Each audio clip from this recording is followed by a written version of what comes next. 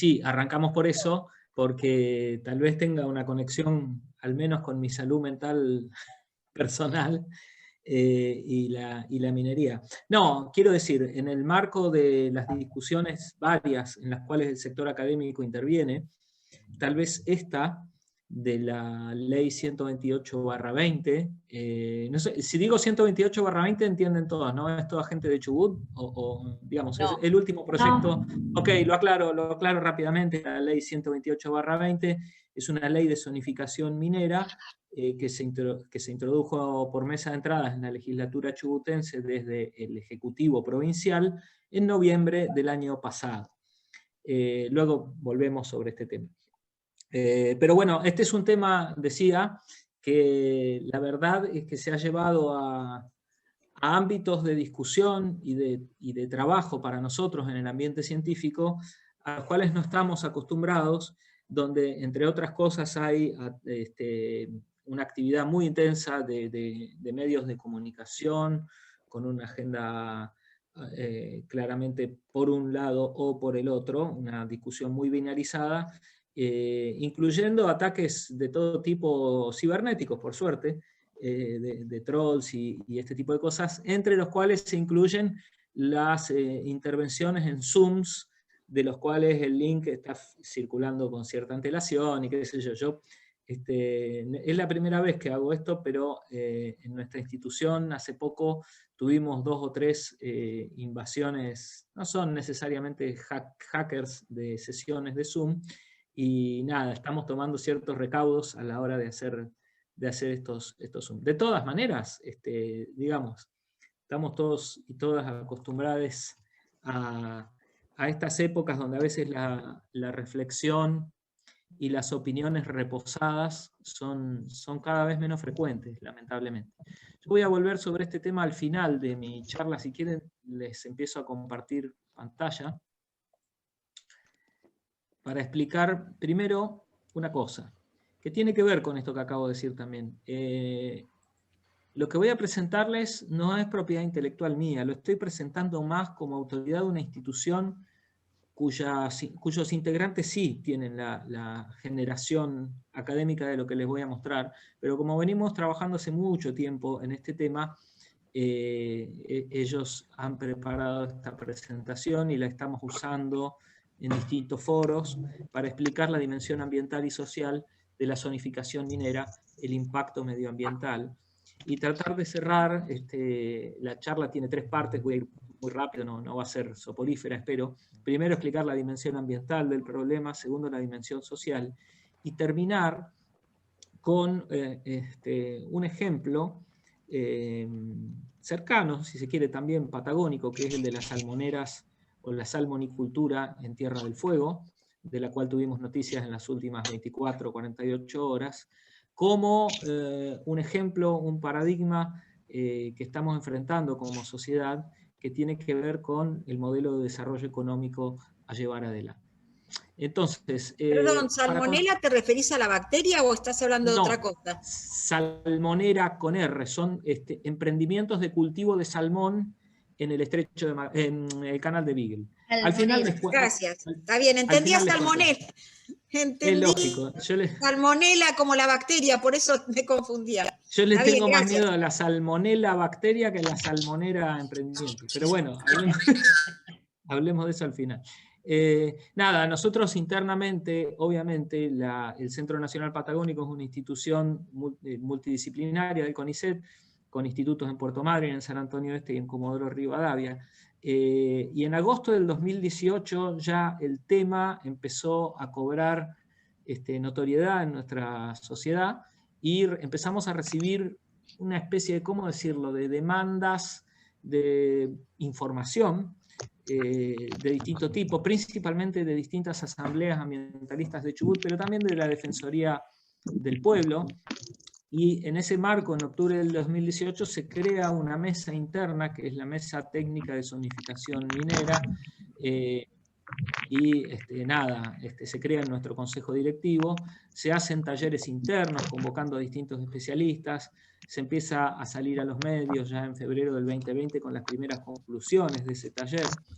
Y en noviembre del 2020 ocurre una especie de aumento de una intensidad desmedida en la discusión, tanto interna como con el afuera, porque se presenta el proyecto 128/20 que involucra a los departamentos de Gastre y Telsen en el norte de nuestra provincia, habilitándolos para la explotación minera, principalmente metalífera de plata. Comenzamos a trabajar también mancomunadamente con la UTN, la Universidad de la Patagonia San Juan Bosco y el INTA, analizando ya un proyecto concreto, porque algo muy interesante es que la sociedad venía discutiendo sobre el tema sin la existencia de un proyecto concreto, es decir, sobre cuestiones genéricas, pero en noviembre del 2020 ya teníamos un proyecto presentado formalmente en la legislatura.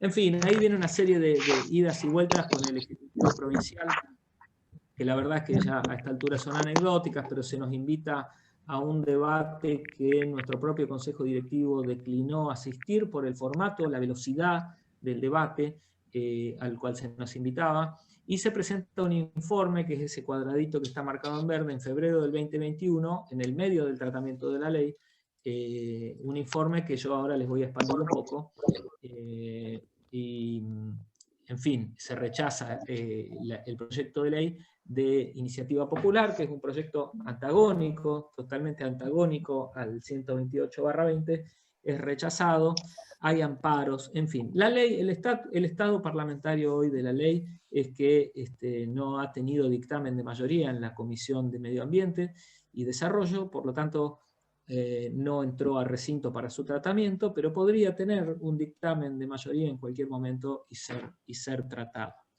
Hubo unas cautelares, no voy a detenerme en esto porque la verdad es que el proyecto hoy tiene un estado preparlamentario.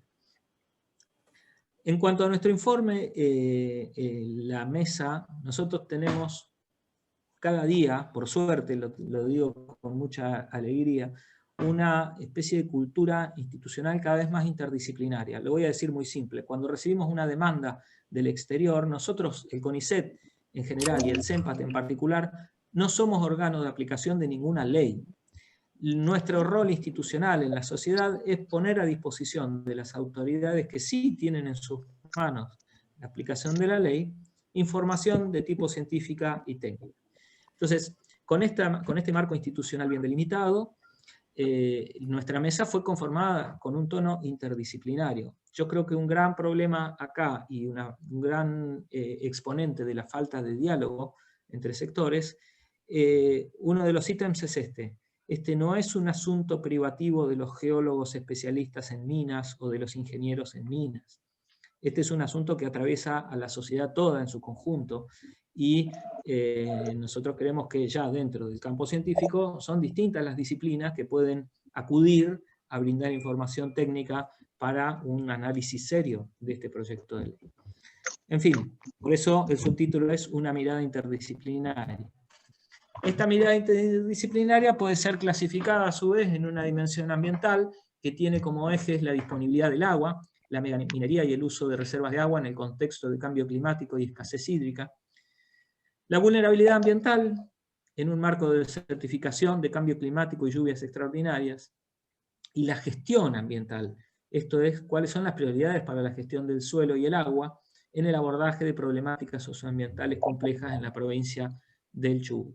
Digamos que las preocupaciones que se advierten en el eje ambiental de nuestro informe pueden ser a su vez clasificadas en estos tres aspectos. Vamos a ir desmenuzándolos y después paso a la dimensión social. En cuanto al agua, hay en nuestra provincia 4 fuentes de abastecimiento de agua: el río Chubut, el lago Musters, perforaciones eventuales distribuidas en la geografía y pequeñas vertientes, mallines, etc. Pero además esto se combina con una crisis de abastecimiento de agua que es multifactorial. Hay problemas estructurales de infraestructura, hay problemas de calidad en el agua, que luego voy a explicar qué origen tiene, y hay un déficit hídrico generado por distintos factores, pero básicamente los dos más importantes son el cambio climático y el aumento de la densidad poblacional. Este es un mapa elaborado por uno de nuestros grupos de investigación que se llama Un río, todas las aguas. Ese es su nombre de fantasía, en realidad son grupos de investigación formales del CONICET, de la UTN, del INTA y de alguna ONG. Pero básicamente son esas instituciones. Las ONGs financian el trabajo de esos grupos, pero que han hecho una caracterización interesante de la cuenca del río Chubut. Ustedes saben que de esta cuenca proviene el 80% del agua de las cuencas chubutenses, que se genera en el alto valle del río Chubut, en las zonas cordilleranas. Cuando llueve en la cuenca media del río Chubut, que lo marco aquí con el cursor, hay un aporte de cursos no permanentes, de cursos estacionales de agua, y, por ejemplo, el río Chico, ¿sí? Y hay un dique, el dique Ameguino, que funciona como amortiguador de las variaciones, que son muchas, grandes, están registradas en los relatos de los colonos galeses, y son muy importantes, pero el dique funciona como un amortiguador de esas variaciones. Esa es la única fuente de provisión de agua que le da de beber al 50% de la población de nuestra provincia. El uso del agua en el valle inferior del río Chubut, además, es diverso. El 91% del agua del área irrigada se encuentra en el valle inferior. El riego agrícola es la actividad que más agua utiliza de todas. El 23% de las cabezas de ganado de la provincia toman agua de esta cuenca. El 99% de la actividad industrial se desarrolla en el valle inferior, por lo tanto el agua que demanda es importante. Y el 95% de la población de la cuenca vive en el valle inferior del río Chubut, no así en el valle medio o en el alto valle. El impacto del cambio climático en la disponibilidad de agua es un aspecto que está bastante bien estudiado por nuestros grupos de investigación en cooperación con grupos nacionales e internacionales. Cambio climático es un gran tema transversal e internacional en el cual hay alta cooperación científica. Y lo que genera es un aumento de las temperaturas y de una disminución de las precipitaciones que en conjunto generan una mayor evaporación, son fenómenos que generan una mayor evaporación, por lo tanto, una menor disponibilidad de agua. En este contexto, el hallazgo de grandes reservas de agua subterránea en la meseta central es trascendental. La cuenca del Sacanana, que es la más importante, tiene una reserva del orden de 2 veces la capacidad del dique Ameguino. Sin embargo, estas reservas todavía están inexplotadas para propiciar actividades socioproductivas que permitan impulsar un desarrollo para la región, mejorar la calidad de vida, etc. La cuantificación de estas reservas se hizo en el marco de trabajos de protección, prospección e interés por parte de las propias mineras que desarrollan el proyecto Navidad, que es el nombre que recibe el gran proyecto metalífero minero detrás de la ley 128/20. Aunque existen estimaciones de la recarga anual y el balance hídrico para las cuencas de Gastre y Sacanana, todavía no hay la suficiente cantidad de información científica que permita establecer bien cuál es el balance hídrico y las conexiones entre cuencas subterráneas y la cuenca del río Chubut para el caso de Sacanana. El impacto del cambio climático, además, más importante en relación a esto que estamos charlando, y esto está bien estudiado, y van a ver que cuando yo se los cuente van a decir, ah, eso es cambio climático, porque todos ustedes y todas ustedes lo han experimentado en sus vidas diarias domésticas en los últimos años. Se refiere, entonces, a los eventos extremos de precipitación, es decir, cómo se manifiesta el cambio climático. En este lugar donde vivimos, en el noreste de la Patagonia, hay un aumento de la temperatura, una disminución de la precipitación, pero además eventos extremos de precipitación. Esta foto que tienen aquí abajo es uno de estos eventos ocurridos en la cuenca del arroyo Telsen. Aquí en Madrid tuvimos un evento muy importante en el año 2015, donde en el término de 2 horas nada más, llovió prácticamente la mitad de lo que llueve en todo el año. Y entonces acá el problema no es tanto la cantidad de agua, que ya sabemos que disminuye, sino que esa menor cantidad de agua encima se distribuye de manera desigual, generando eventos de precipitación extrema, con todos los problemas que esto acarrea en materia de infraestructura, de pérdidas económicas, en algunos casos de pérdidas de vidas humanas. Entonces, en el informe, lo que nuestra gente alerta es sobre el riesgo que implica la megaminería frente a escenarios de alta vulnerabilidad climática para la meseta, porque hay un grado de certificación importante y un creciente peligro de lluvias extraordinarias. Ahora voy a explicar qué tiene que ver esto con la minería. Nosotros en el ambiente científico manejamos un concepto que es el de riesgo. El riesgo ambiental es la probabilidad que ocurra un daño y se calcula multiplicando la amenaza, en este caso las lluvias extraordinarias, por la vulnerabilidad del lugar donde impacta esto. Ese lugar se caracteriza por la desertificación. Un mallín con una cuenca erosionada, es decir, una agua surgente con una cuenca erosionada, es más vulnerable ante una lluvia episódica, una lluvia de este tipo violenta, como les acabo de decir. Entonces, el riesgo ambiental en el territorio es alto porque tanto las amenazas como la vulnerabilidad son altas.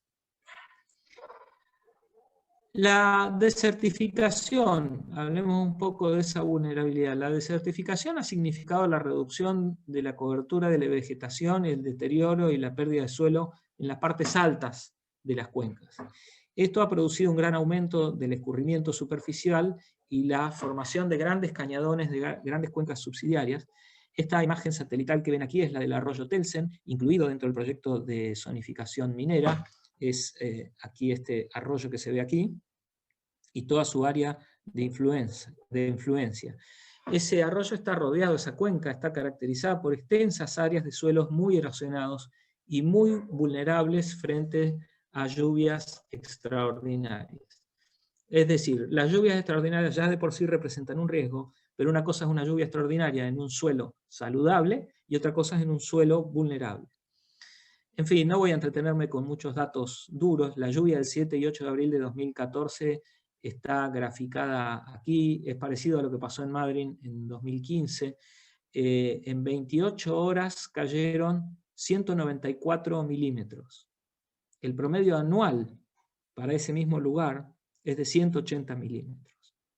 Es decir, que no solo tenemos un problema de falta de agua, sino que esa poca agua se distribuye de una manera salvajemente concentrada, en este caso en 28 horas. Puedo mostrarles durante 2 horas episodios así en el pasado reciente que registran este tipo de patrón de precipitaciones tan preocupante. Gráficamente se puede ver aquí en la foto de abajo a la derecha, este es el arroyo Telsen, en condiciones normales. En esa lluvia que les mostré recién, estaba cubierto 200 metros de ancho el arroyo y llegó a tener 5 metros de profundidad. Más parecido a un río amazónico que a un río que a un pequeño río de una estepa patagónica. Esto ocurre en una provincia cuyas capacidades para prevenir, fiscalizar o actuar en caso de accidentes son muy escasas. Entonces, este es un poco el principal alerta desde el punto de vista de la dimensión ambiental de nuestra mesa técnica. Frente a este panorama de degradación de tierras, cambio climático, surge un proyecto de zonificación que habilita en ese lugar proyectos de megaminería. Esta actividad lo que hace, un problema del proyecto de ley, que yo advertí desde mi costado más burócrata, es que no tenía un anexo donde figuren las tecnologías propuestas para la explotación minera. Qué máquinas usar, qué químicos, en qué concentración, en qué volúmenes. Pero básicamente lo que hace es poner en superficie grandes cantidades de roca molida que reciben el nombre de diques de cola, acopio, etc. Y que pueden impactar muy negativamente en el ambiente ante un evento como el que les acabo de mostrar. Se trata de grandes volúmenes de material acumulado de manera artificial, como ocurre con los diques de cola, que representan amenazas de contaminación. Esto no es que nosotros predecimos que va a ocurrir, ya ocurrió en otros lugares en donde el cambio climático se manifiesta de la misma manera, con el mismo comportamiento. Aznacoyan en Andalucía, en 1998, en Mount Pally en Canadá, Brumadinho en Brasil hace poco, en fin. Entonces, el problema, la amenaza de contaminación es que esos diques de cola pueden desbordarse en el medio de ese bolonqui que genera una lluvia episódica, brusca, romperse y filtrar sus materiales como ya ha ocurrido. En este contexto es que nosotros decimos que representa un alto riesgo. Es de mucho agradecer la presencia de un espacio donde uno puede expresarse con ciertos límites de tiempo y de caracteres, porque si no, uno de los típicos ataques es que se dice, están en el no, es no, no se explica por qué. Bueno, en cuanto a cambio climático, insisto, podríamos estar hablando toda la noche, pero básicamente yo lo reduje, la mesa técnica lo redujo, y esta es una de las principales amenazas que a nuestro entender el proyecto de ley no ha contemplado. Otro tiene que ver ya más con la gestión, ya para cerrar con la cosa ambiental. Los sistemas de gobernanza nacionales actuales siguen un modelo fragmentado, jerárquico y centralizado de comando-control. Esto es, los sistemas naturales y los sociales son percibidos como independientes entre sí. El sistema es coherente con una visión mecanicista, no dinámica de la realidad, en la que la naturaleza es un ámbito separado y al servicio de las necesidades humanas. Es decir, todas esas actividades que yo les mostraba río abajo responden a sistemas de gobernanza y de control distintas a la actividad minera en el arroyo de Telsen, cuando estamos demostrando que está un sistema interconectado a través de las cuencas hídricas. El aprendizaje, el manejo de la incertidumbre, los procesos de análisis y definición de problema son desafíos gigantes que estamos teniendo bajo este modelo con los sistemas de gobernanza que tenemos. El manejo adaptativo propone cuáles serían las prioridades, la promoción de sistemas de análisis y toma de decisión basados en la detección de errores y mejora continua. Una parte importante del aprendizaje entonces proviene de la experiencia cotidiana y de la visión interdisciplinaria.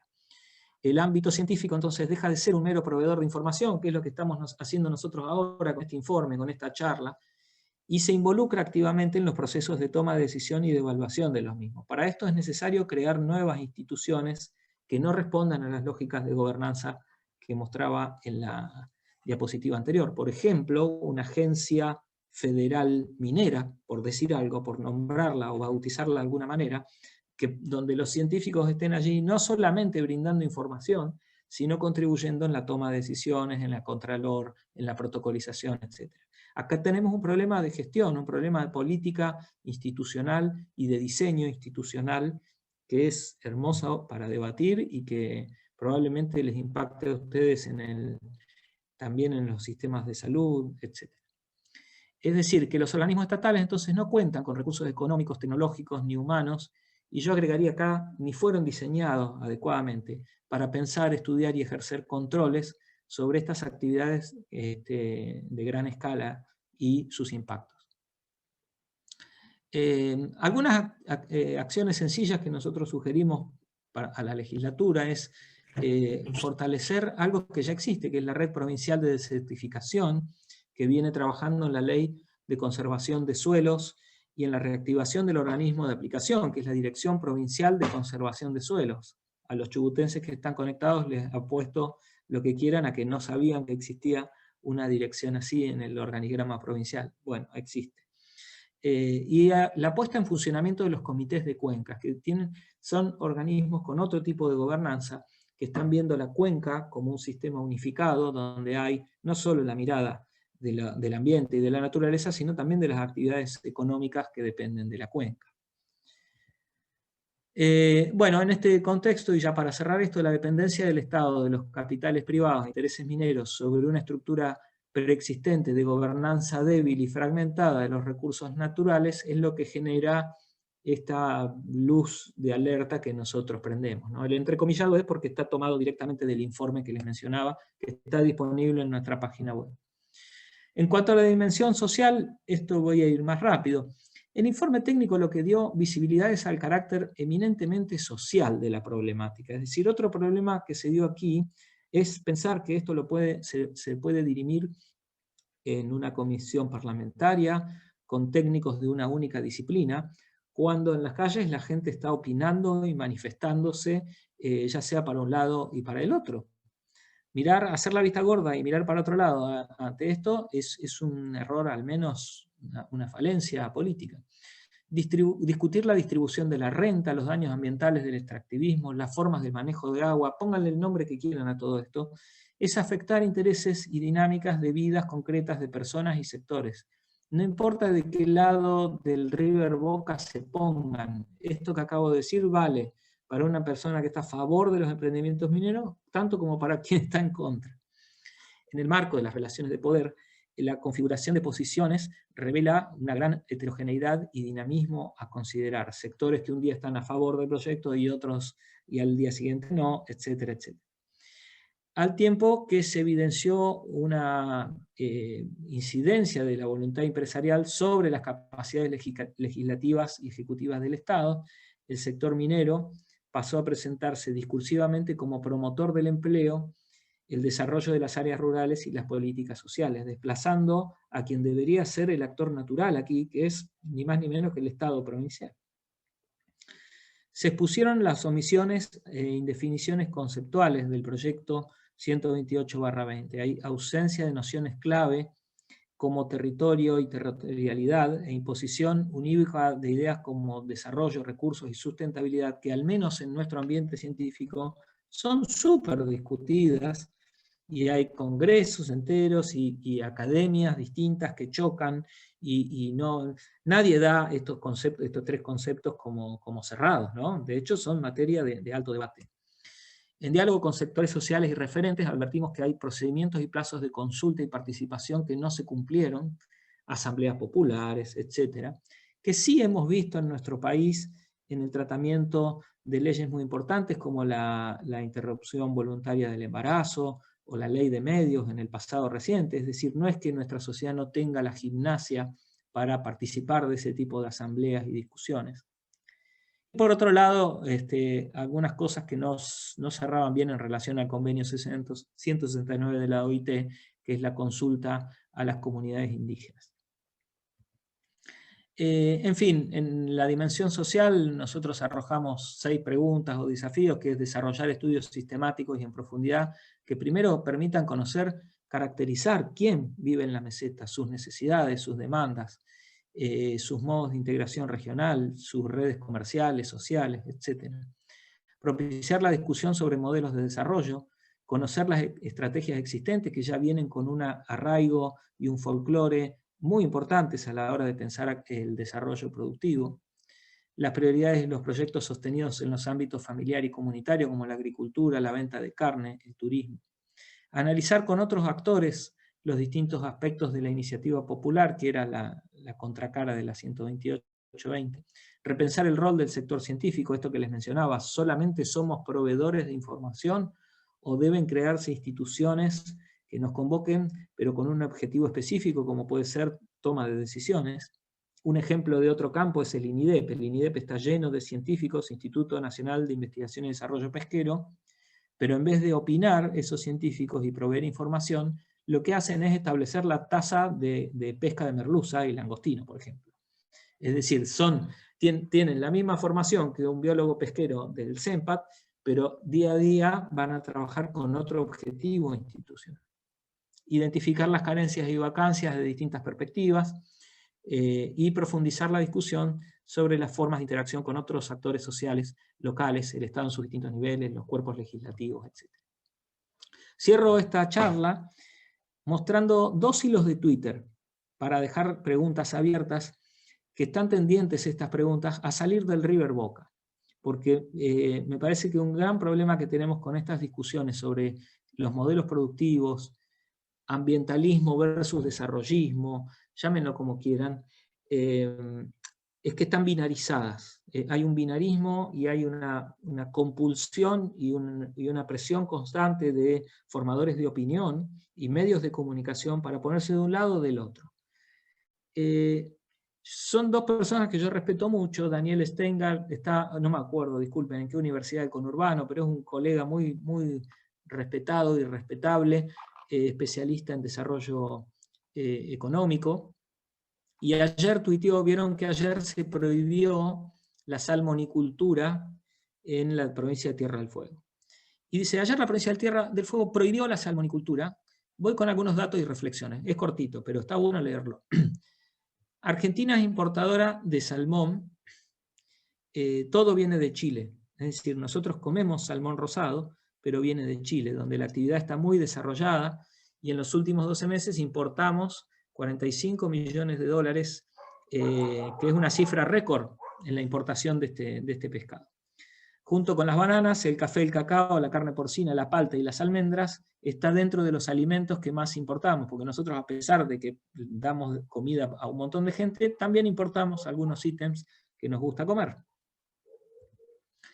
El salmón es un producto que se consume en hogares de ingresos medios y altos, y básicamente va a parar al sushi o recetas similares que uno asocia naturalmente con sectores de altos ingresos.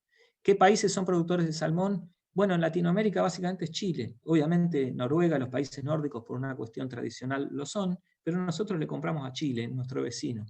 Y solo para poner en contexto, esto equivale a casi 2 veces los que exportamos de carne bovina el último año. Es decir, el salmón es un sector muy importante para la generación de divisas en Chile. Es la principal exportación no minera de Chile. ¿Por qué el rechazo acá?, se pregunta Steingart. Bueno, porque en Chile hubo problemas ambientales ligados a la salmonicultura. Marea roja, invasión de algas, escape de salmones de las jaulas que ocuparon entonces ríos nativos, etc. Argentina tiene un enorme potencial acuícola, esto también es cierto, lo trabajamos en el CEMPA, y en múltiples provincias. La salmonicultura es una de las formas de la acuicultura, que es una categoría más amplia. En fin, no voy a detenerme en algunos números que da Daniel, pero es una actividad con mucho potencial aún no desarrollada, ¿sí? Y podría tener un lugar importante en el modelo económico argentino en el futuro. Pero hoy es marginal, no puede, y no puede ser desarrollada, y lo que propone Daniel es que debe ser desarrollada y hacerlo sosteniblemente. El viejo debate que estamos dando. Muchas veces dice, ya cerrando su hilo de Twitter, no visualizamos lo fundamental de exportar y lo difícil que es exportar. De las exportaciones dependen nuestros salarios, a pesar de que la gran mayoría de la población no trabaja en empresas exportadoras. ¿Por qué? Porque es la manera en que entren dólares al país. Cuando ingresan dólares, los riesgos de devaluar bajan, la moneda se estabiliza, no se deprecia, etcétera, etcétera.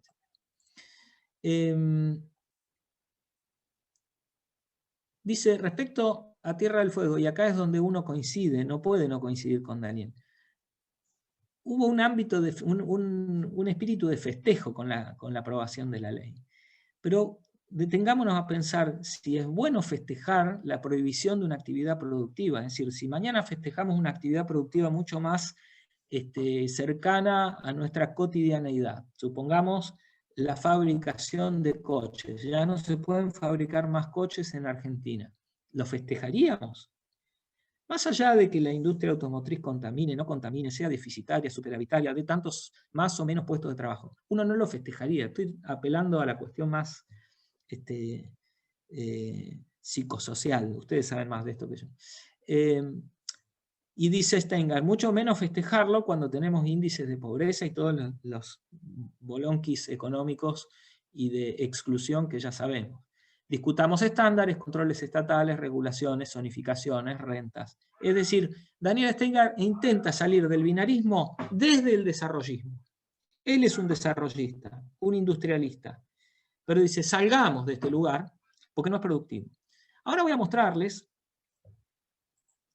la visión, lo que le responde sin arrobarlo, sin mencionarlo directamente, Ezequiel Adamowski, que es otro colega también muy respetado, sociólogo, historiador. Dice, pocas cosas me merecen menos respeto intelectual, más duro, que la descalificación de las preocupaciones ambientales desde una supuesta postura progresista en nombre de un supuesto desarrollo económico que, además, nunca sucede. Ecolocos no quieren que haya producción, quieren que vivamos en chozas. Debatan seriamente, es indispensable y legítimo discutir qué queremos producir y qué no, cuánto, dónde y en qué condiciones. El resto es seguir creyendo en la mano invisible mágica del mercado, acoto yo. Y ahí aparece Alejandro Berkovich, que dice, qué bueno que alguien más lo sienta, he visto economistas que respetaba muchísimo convertidos casi en barra bravas, en fin, siguen charlando. Muchos de esos economistas se transformaron en barra bravas precisamente en el marco de la discusión de la 128/20 en Chubut. No los vamos a nombrar, no importa. Pero aquí hay otra salida del binarismo desde el otro sector. Lo que quiero decir con todo esto, y ya para cerrar y dejar abierta la pregunta, es: no solo hay una distribución desigual de los recursos económicos. Nuestro país no solo tiene una distribución desigual en cuanto a producción de soja, donde está concentrado todo en el medio, maquinaria agrícola, mejores rutas, vías férreas, etc. Lo que está distribuido desigualmente también son los núcleos de pensamiento capaces de salir de esta binarización del debate. Y esto me parece muy sano que se esté empezando a charlar. Me parece muy sano que se esté empezando a pensar por qué estas discusiones se polarizan tanto en lugares donde de repente no tenemos tantos recursos, tanto tiempo institucional, tanta historia, tanta tradición de discusión interdisciplinaria, de creación de organismos de contralor sólidos, etcétera, etcétera. Tal vez lo que tengamos que reclamar no es minería sí o minería no, sino más espacios institucionales, más espacios humanos, más espacios técnicos de discusión interdisciplinaria para buscar un desarrollo sostenible, dejar de creer en los espejitos de colores del mercado como ordenador de ese desarrollo y salir también de los espejitos de colores de prohibir absolutamente todas las actividades porque nos vamos a quedar en bolas viviendo en medio del desierto, ¿no? Así que eso es un poco lo que quería llegar a este punto de reflexión. Es decir, eso me parece que es lo que tenemos que reclamar como sociedad. Espacios de pensamiento para salir de esa lógica binaria. Si esta pequeña charla va en esa dirección, me quedo súper contento y hasta acá llegué.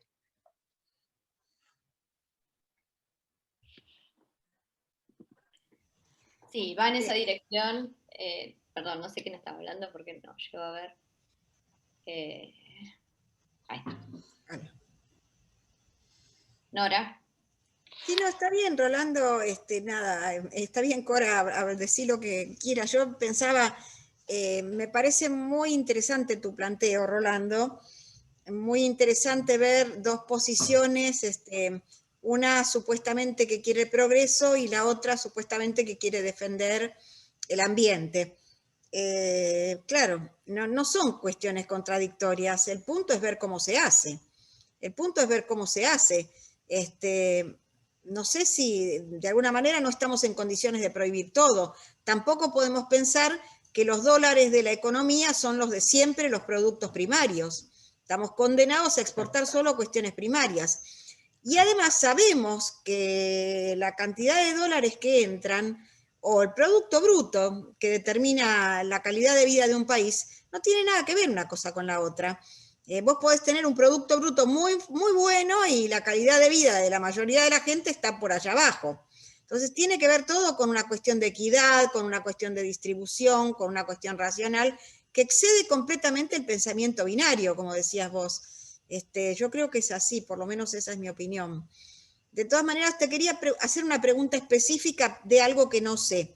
Se distribuyó mucho en algún momento lo de la mina Veladero en San Juan y toda la cantidad de contaminación que produjo, la devastación del ambiente, y no dejó nada, porque en realidad a la gente que se perjudicó viviendo en la zona y demás no le quedó nada, más que todas las aguas contaminadas de todas las cuencas que bajaban de la cordillera. Entonces no sé si esto podría tener alguna relación con esto que nosotros vivimos, que pasó en Veladero con la Barrick Gold.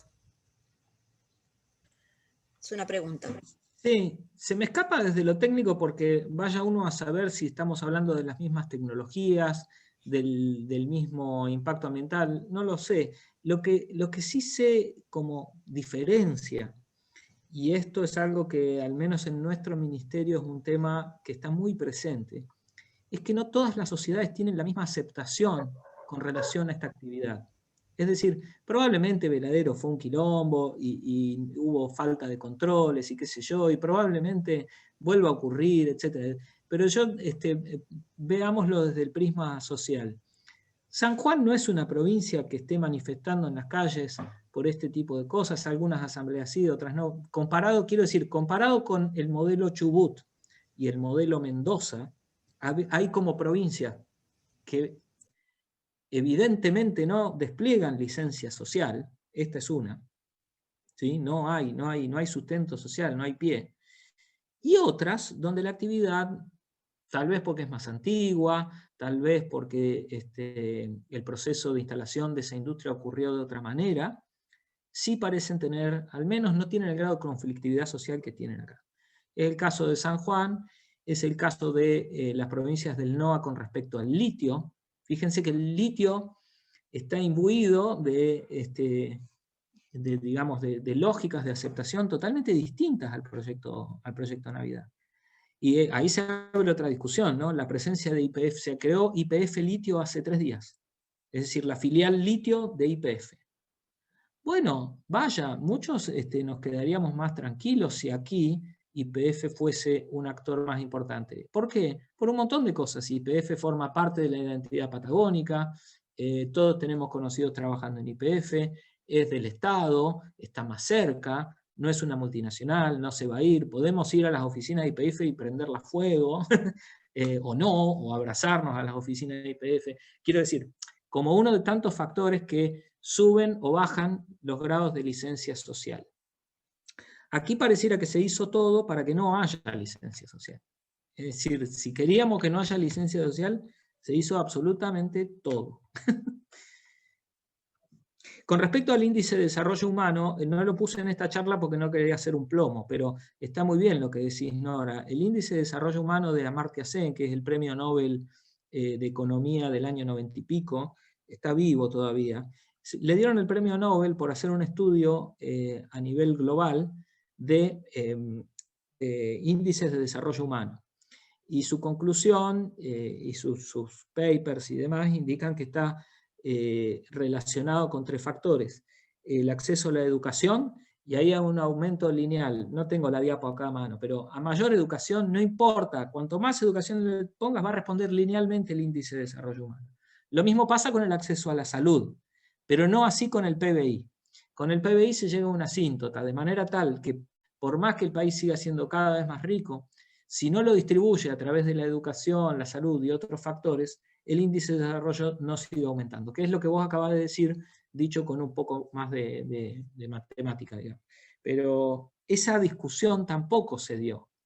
Es decir, o se dio peligrosamente, se dio la discusión de la parte económica, de las regalías, pero no se explicó qué mecanismos redistributivos iban a existir para aumentar el desarrollo. Por eso se armó ese gran lío con un colega del CONICET, que es especialista en índice de desarrollo humano, y fue utilizado su investigación como argumento a favor. Bueno, por esta trampa metodológica, ¿no? Fue por eso.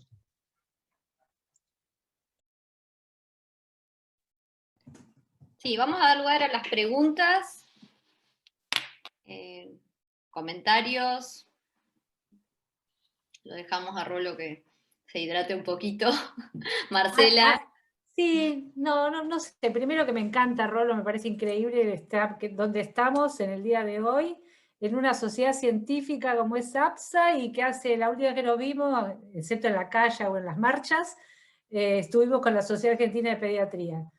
Yo como toxicóloga de 30 pirulos en la especialidad, me parece increíble, me parece casi orgásmico, porque de andar sola por ahí, escondiendo, porque casi como era pecado, trabajar para la investigación de SAO, las mineras, hace en el 2003, 2004, qué sé yo, era como una cosa disonante andar como médica buscando plomo en las mejillines. Escucharte a vos en un encuentro de la asociación de psiquiatras es algo increíble. Lo que sí, Quo Vadis, ¿no? A mí me sigue angustiando más, pero me siento más acompañada, porque lo cierto es que ustedes, los CONICET, por decirlo de alguna manera, en el 2005 estaban en cuestiones que yo no podía ni imaginar, pero como en un despertar en contexto social que era muy atractivo. y lo que hemos evolucionado, digamos, en la sensación de compañía que uno tiene hoy en este tipo de discusiones, más o menos matemáticas, hacen que quizás muchos tengamos la posibilidad de compartir, que es partir con, ¿no? Esta cosa que antes parecía que uno tenía que andar en el under escondiéndose porque era como una boludez, digamos. Dejate de esas pelotudeces, ¿a quién le interesa? Entonces, nada, a mí me parece que nos va a aportar muchísimo la gente de ciencia, porque saben un montón, tienen conceptos claros y además pueden clarificar las incertidumbres. Y creo que por otro lado, nosotros que entendemos tanto del hombre puesto en sus desequilibrios de salud, vamos a poder hacer algo muy interesante que viene sucediéndose y que es muy, muy, o sea, el medio vaso lleno es lo que estamos por venir. La verdad que yo nada, simplemente decir que participo tímidamente, porque después de haber estado apaleado tantos años, como que tenés miedo de sacar la cabeza y que te la corten. Pero la verdad que me encanta verte, escucharte, no sé, saber que somos tantos, porque en una charla de esta, 25 tipos, un viernes, Sí. antes éramos 2 escondidos. Bueno, gracias, Marcela. Hay una entrevista al respecto, hay una entrevista súper interesante que dio, lo que pasa es que la dio en una revista medio científica, pero es un reportaje, está muy bien hecho y está en castellano y está de acceso gratuito, luego les paso el link, que le hicieron al ministro Salvarezza, hace poquito, hará 20 días. Ahí el ministro lo que dice es un poco lo que vos estás marcando, Marcela, y es que sin querer queriendo, el sector científico termina ocupando un rol de árbitro. Yo quiero decir que, digo, no está mal, las circunstancias, las contingencias históricas nos llevaron ahí, pero estaría bueno que gatille, un poco Salvarezza lo dice en la entrevista, que reflexionemos que el país tiene todas las instituciones científicas que necesita. Yo creo que no. Es decir, la gente no lo sabe, y muchos colegas científicos no lo saben, pero nosotros tenemos un organismo científico que se llama Agencia Regulatoria Nuclear. Parecido a lo del INIDEP. El tema nuclear también despierta, digamos, todos estamos empujados a tener una opinión, aunque no sepamos nada de uranio, ni de centrales, ni de energía. Bueno, hay una agencia regulatoria nuclear que pasa desapercibida, nadie sabe lo que hace, está llena de científicos de primerísima categoría, y básicamente lo que hace es controlar la actividad y protocolizar la actividad de las 4 centrales nucleares que tiene nuestro país. Cuando vos entrás a la agencia regulatoria nuclear decís, pucha, hay tantos científicos como en el CENPAT, no sé, estoy volaseando, por ahí hay menos, por ahí hay más, pero los objetivos programáticos de la institución son otros. Son otros. Esos científicos van a trabajar todos los días y dicen, bueno, si tal parámetro se dispara y el grupo tal no funciona y qué sé yo, entonces se prende una alarma, a las paredes de hormigón hay que hacerles este análisis para ver si tal y cual cosa. Es decir, son científicos, se formaron en las mismas universidades públicas que todos los demás, pero van a una institución con objetivos distintos. Otro ejemplo que ustedes, más cerca a ustedes, la ANMAT. Nadie sabía para qué demonios estaba la ANMAT hasta que empezamos a pelearnos por las vacunas. Bueno, la ANMAT también está llena de especialistas, de técnicos, sin embargo, no están en el CONICET. El problema que tenemos en el problema, qué sé yo, yo ya me acostumbré, es que nosotros lo único que hacemos es ordenar la información y ponerla a disposición. Pero no somos un órgano de contralor, no tomamos decisiones. Y eso es algo que nos genera enormes dolores de cabeza, porque hay franjas de la población muy atravesadas por las problemáticas que están esperando un rol arbitral de nosotros. Y eso es un problema. Las potencias también tienen sus CONICETs, el CNRS en Francia, la NFS en Estados Unidos, y qué sé yo, no son órganos de contralor ni de aplicación de la ley. Generan información, nada más. Pero hay un problema de formación. Pero hay un problema de la formación también, que empieza desde prematuramente, por decirlo metafóricamente. Porque nosotros, por ejemplo, que tenemos en los organismos de salud dependencias, como podría ser un departamento de salud ambiental dentro de la salud pública, Si vos querés mandar médicos ahí, yo viví la experiencia de querer pasarme a salud ambiental, y había químicos, físicos, bueno, vos sabés muy bien. ¿Y médicos para qué? Lo viví personalmente, puedo dar cuenta de esa experiencia. Yo les cuento una experiencia reciente, Marcela. Hace unos pocos días tuvimos el congreso de la Asociación de Psiquiatría Infantil, Infanto-Juvenil, y ahí promovimos un curso de salud ambiental. Tuvo una aceptación increíble, muchísima gente, muchísima convocatoria y mucha gente felicitando y agradeciendo que nos metiéramos a dar este curso que parecía que no tenía nada que ver con el tema y por supuesto tiene que ver. Entonces yo creo, Marcela, que este tema cada vez se está aceptando más en distintos ámbitos. A mí me parece que es muy importante, digamos, esto que nace acá como chiquito, en un montón de lugares se está empezando a gestar y la gente está empezando a pensar. Claro, es como que están viendo que en realidad existe el cambio climático y todo lo que pensamos, ¿no?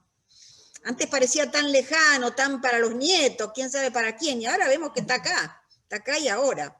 Exactamente. Sí. Bienvenidos. Sí.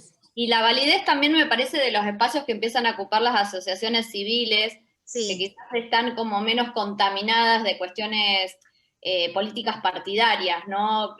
No políticas, por supuesto que no, pero sí de lo partidario que últimamente viene como medio pisoteado. Creo que un poco... De los intereses económicos también, Sí, porque de los intereses. esos son devastadores. Exactamente. Voy a leer algunas de los comentarios del chat. Dice Eduardo Rufa, felicitaciones.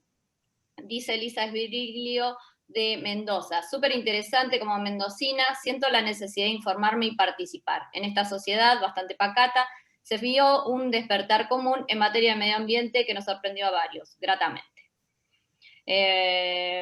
Bueno, Eugenia Récico, felicitaciones, muy didáctico e ilustrativo para quienes como yo somos legos. Sofía Testino, excelente, bueno, son todos buenos comentarios. No hemos tenido invasores mineros que no es poco. Quisiera participar un poquito, si me permiten. Sí, María. Te agradezco, Rolando, por tu disertación, fue muy esclarecedora, por lo menos para los médicos. Lo que yo me pregunto, y no solamente me lo pregunto acá en salud ambiental, sino también me lo pregunto en API, en la Asociación de Psiquiatras Infantiles, cuando oímos los fallos judiciales de niños abusados. Y yo me preguntaba hace poco, ¿por qué no articulamos los pensamientos y los conocimientos? ¿Por qué no usamos el pensamiento de la complejidad? Porque no es sumar conocimientos, sino articularlos. Y segundo, me pregunto cada vez más, sobre todo desde la pandemia en adelante, ¿por qué solamente existe un comité de ética en los hospitales y no existe un comité de ética al lado de cada investigación para articularla con los otros? ¿Por qué no existe un comité de ética en el Poder Judicial? Tuvimos un fallo de una chiquita de 3 años que fue abusada por su padre. El fallo salió 10 años después. Entonces, durante esos años el padre habrá seguido haciendo abuso de esa niña. Entonces yo me pregunto... Y de la hermanita. Y de la hermanita. Entonces, cuando vemos esas cosas, yo digo, ¿por qué el comité de ética está solo en el hospital y no está en el Poder Judicial y no está en todos los hallazgos que ustedes hacen, que son para la salud y son para nuestra descendencia? Éticamente tenemos que pensar en el otro. El pensamiento ético es un pensamiento con la otredad, y la otredad también son las generaciones que van a venir. Entonces la verdad es que estamos tan desprotegidos de nosotros mismos, porque no podemos organizar bien la ética llevada a todos los ámbitos donde haya conocimiento, y conocimiento que pueda implicar el daño al otro, porque todo lo que vos estuviste hablando, todas las minas y la sequedad de los territorios, cómo se va modificando la producción agrícola, ganadera, esto de los salmones, que es terrible. Ayer explicaba, lo entrevistó Berkovich a este señor Daniel, el apellido es muy difícil, Schreiber, no sé cómo se pronuncia. Sí, lo entrevistó él, y este muchacho decía que cuando se los pone en las jaulas, en esas jaulas que ocupan 30 metros de ancho a 80.000 salmones, se los infecta, como se contagian los parásitos, se les pone ¿cómo es? Sí, antibióticos. Se les pone insecticidas, o se pone antimicóticos y antifúngicos, bueno, no importa.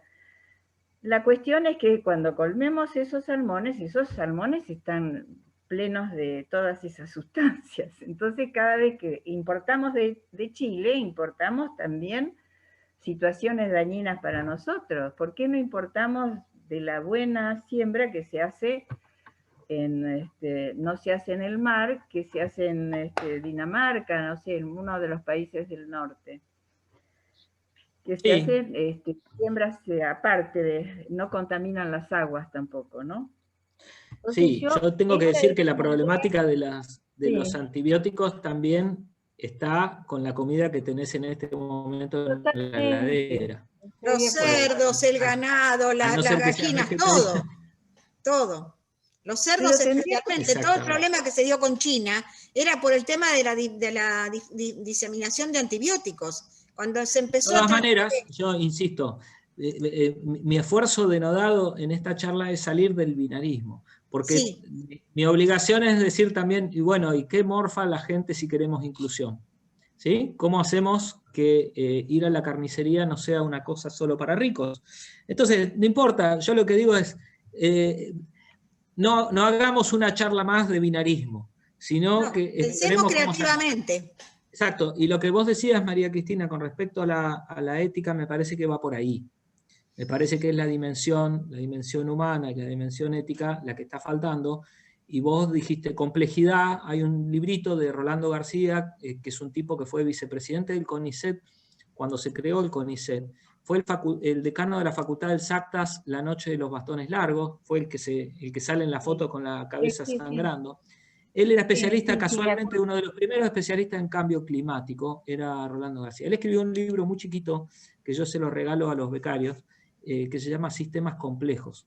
Y un poco explica esto, es decir, si el problema viene del mundo natural, o cultural, o social, difícilmente lo vamos a resolver desde una única disciplina. Ya desde el vamos, las preguntas científicas para abordar esa problemática deberían ser hechas por una mesa interdisciplinaria, donde no hay disciplinas dominantes por sobre disciplinas sumisas, etcétera, etcétera.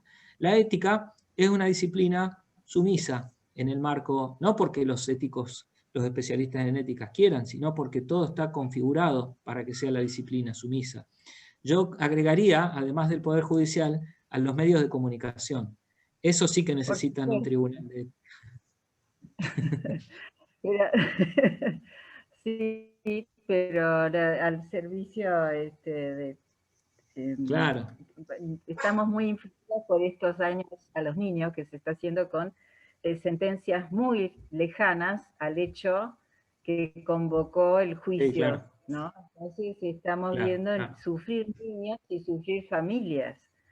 Y esos niños, el sufrimiento de un niño es una cabecita o un cerebro diferente que después no va a poder bancarse la ansiedad ni las situaciones. Perdón, Cristina, para ilustrar, porque tal vez no saben de qué hablamos, no sé si conocen el caso.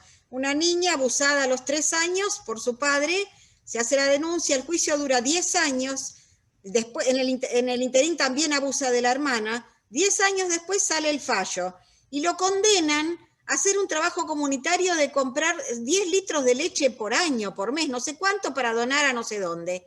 Y esa fue la condena. Y el tipo sigue viviendo con las nenas. Y 3 años de 3 años en suspenso, viviendo en su casa, con las mismas hijas. Entonces hay cosas que de un nivel de arbitrariedad.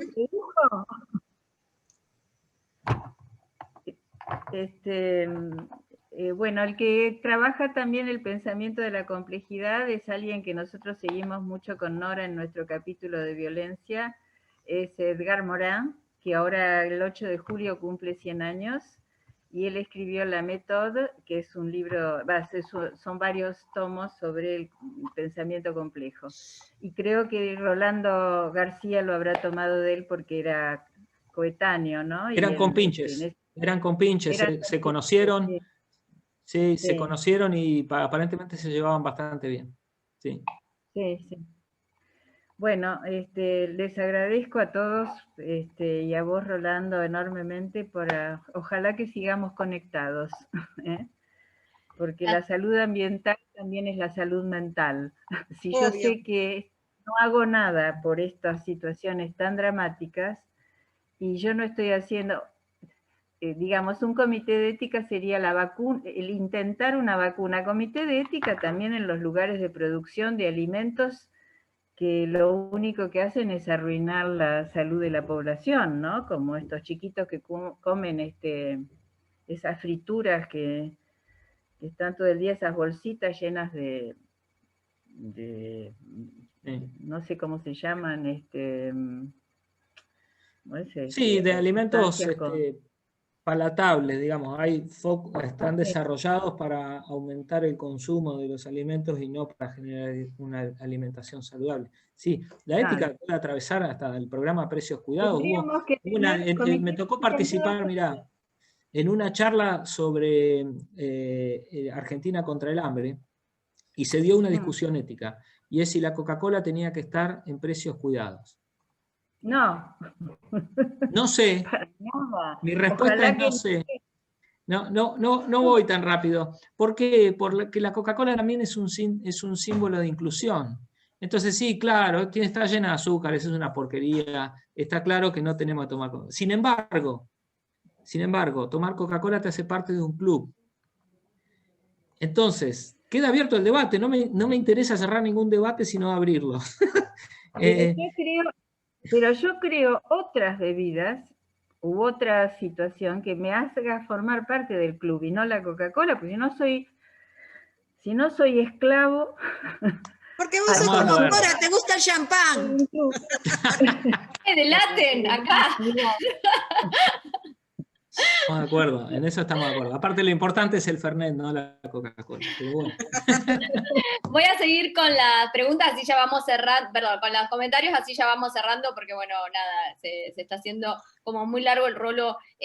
Participó esta semana en 8.000 cosas y es viernes a la noche, así que todos queremos descansar un poquito. Mariana Lagos, que ella es del capítulo de Derechos Humanos, dice que desde el capítulo acompañaron a la asamblea de Algarrobo en Aldalcalá. Supimos que con una situación similar hubieron personas detenidas arbitrariamente hace un tiempito. Después, Luciana Molfino, muy interesante el planteo, que se debata, que surjan las decisiones de un criterio elaborado y pensando. Excelente la presentación, bueno, son todos amigos, que hablan todos bien. Marcela Reñando, el peor de los contaminantes es la pobreza. Flor Salsamendi, muchas gracias por la charla. Me parece súper interesante y necesario el planteo no binario de estas problemáticas ambientales. Quizás desde la juventud es una buena mirada para afrontar el futuro. También destaco la importancia de darle lugar a estas charlas en todos los ámbitos. Bueno, muchos saludos. Muy buena la presentación, festejo que se empate, esté comprometido, dice Dante. Dante y Florencia son dos futuros biólogos. Ellos participan en las marchas y con una mirada ambiental muy, muy, muy interesante. Bueno, Norma Élida, muy bueno el planteo desde la heterogeneidad. Bueno, me parece que podemos ir cerrando, Nora, no sé si querés cerrar. Sí, no, agradecer, realmente fue muy, muy interesante. Trasciende, digamos, los límites de la minería. Me parece que trasciende, deja mucho para pensar. Bueno, muchas gracias Cora por traer este invitado, y muchas gracias a Rolando y a todos los colegas que participan y que se interesan por esto. No, bueno, gracias a ustedes por la atención, por aguantarme, y bueno, estamos en contacto para lo que gusten mandar. Bueno. Buenas noches. Chao, gracias. Rolando, chao. adiós. Hasta luego.